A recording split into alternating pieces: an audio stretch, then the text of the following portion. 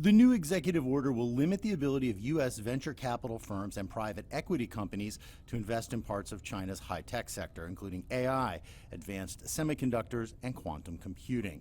The Biden administration cites national security concerns as the reason behind the new restrictions. China's Ministry of Foreign Affairs objects, saying in part, China is strongly dissatisfied with and firmly opposed to the U.S.'s insistence on introducing restrictions on investment in China and has lodged stern representations with the U.S. side. Under the guise of national security, the United States restricts American companies' investment in China and engages in pan-security and pan-politicization. Its real purpose is to deprive China of its right to develop and safeguard its own hegemony and self-interest.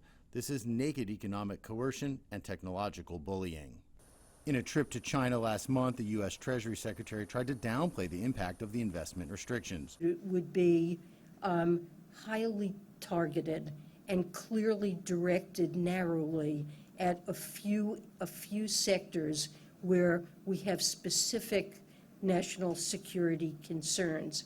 I want to allay their fears that we would do something that would have broad-based impacts on the Chinese economy. That's not the case. That's not the intention. Some analysts see the new restrictions as the latest move in a larger effort by the U.S. to hold back China's economic development and give American firms an unfair advantage. The executive order was announced the same day Biden was touting the U.S. semiconductor industry. All over the country, semiconductor companies are investing in record billions of dollars. By the way, you know how much has been committed in the Chips and Science Act to be invested in America? $230 billion. U.S. venture capital investment in China has already plummeted in recent years, and some investors warn this could be a, quote, major blow to Chinese tech startups and U.S. venture capital firms. But analysts note that similar measures taken in the past have failed to stop China's development. History has shown that these measures have all failed.